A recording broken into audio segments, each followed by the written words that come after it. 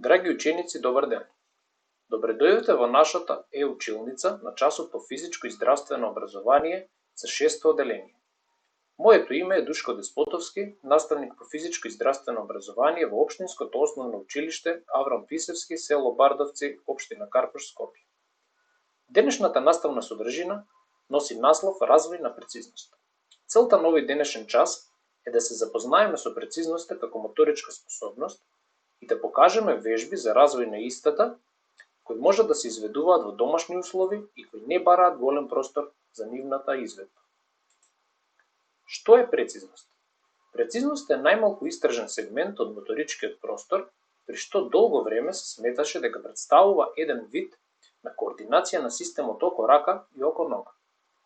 Имајќи го во предвид фактот дека прецизните движења, кои доаѓаат од високите мозочни центри, се вршат под визуелна контрола, прецизноста никако не можеме да ја сметаме како дел од координацијата, туку како посебна моторичка способност. Прецизноста представува способност за изведување на точно насочени и дозирани движења во согласно со поставената задача, односно цел. Се манифестира низ моторни дејствија кои бараат насочување и водење на телото, на делови од телото или на некој друг предмет кон одредена цел. Прецизноста зависи од способноста за точно проценување на просторните и временските побарувања на дадената задача и способноста за проценка на силата со која треба да се делува.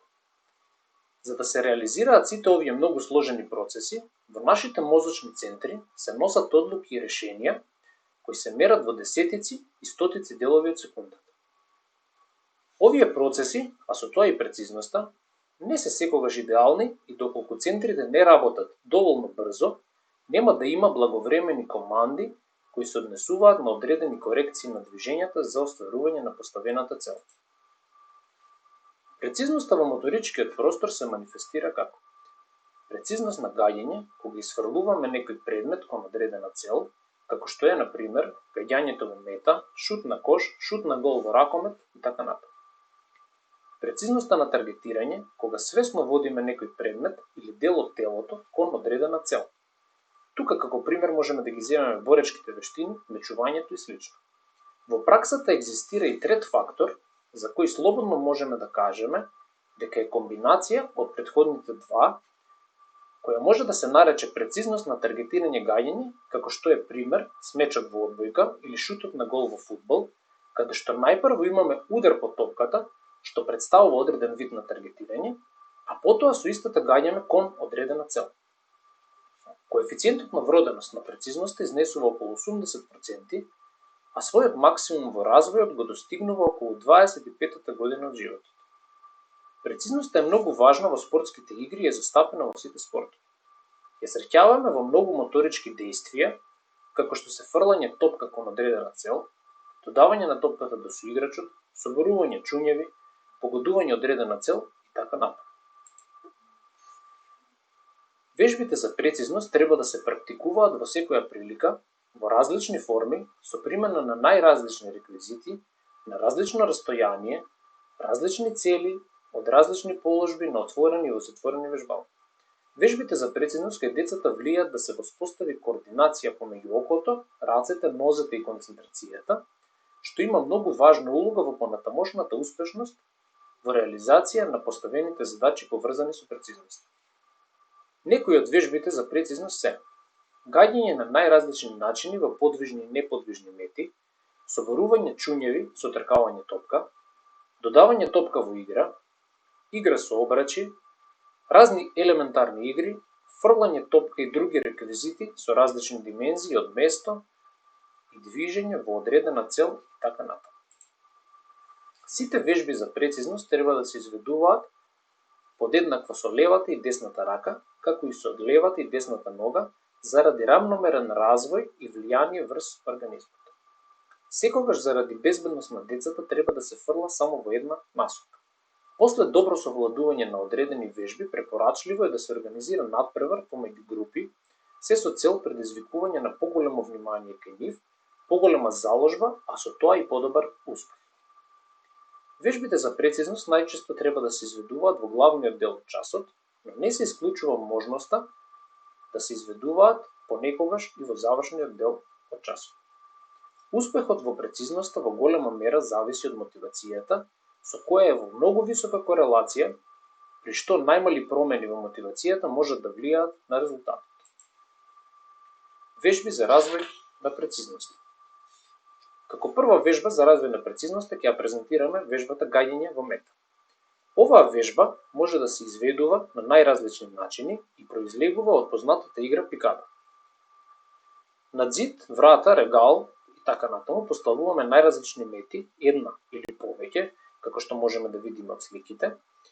Тоа може да биде лист хартија, стикери во различни бои, листови со различни димензии и така натаму. И со меко топче или топче од хартија имаме за задача да погодиме во дадената цел. Најпрво почнуваме од пократко растојание, па кога погодувањето ќе ни стане лесно, растојанието постепено го зголемуваме толку колку што ни дозволува просторот. Вежбата треба да ја изведуваме и со десната и со левата рака, и исто така можеме да ја изведуваме од различна положба на телото, односно стоечка, седечка и слично, но и после изведување на одредена физичка вежба, односно активност, како што се, например, склекови, чушњеви, вежби за стомашна мускулатура, вежби за грбна мускулатура и така натаму. Втората вежба е соборување на чуњеви или пластични шишиња со рака.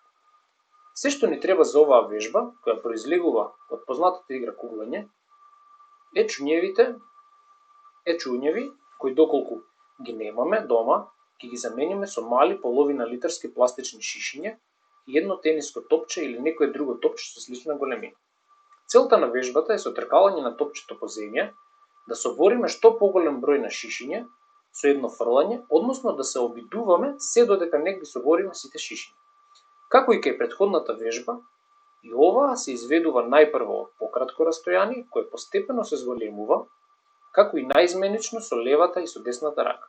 Исто така, и оваа вежба можеме да изведуваме и по одредена физичка активност. Третата вежба за денеска е соборување на чуњеви или пластични шишиња со нога. Оваа вежба е идентична како претходната, при што наместо со рака топчето се шутира со нога по земја, така што вежбаме прецизност на долните екстремитети, односно нозете. Варијациите на вежбата се исти како претходно, различно растојание, лева и десна нога и после одредена физичка вежба. Во оваа вежба наместо пластични шишиња можеме да погодуваме и во одредена цел. Четвртата вежба за денеска е гаѓање со хартиено топче или топче за пинг-понг во пластични чашки. Оваа вежба може да се изведува на најразлични начини. Се поставуваат неколку пластични чашки на земја или на маса, кои може да се распоредат по сопствен избор. Целта на вежбата е со хартиено топче или топче за пинг-понг да се погоди во секоја од чашките. Вежбата се изведува од различно растојание со левата и десната рака. Петата вежба за денеска е фрлање топки од хартија во корпа за отпадоци. Се што ни е потребно за изведување на оваа вежба е корпа за отпадоци и неколку топки направени од хартија.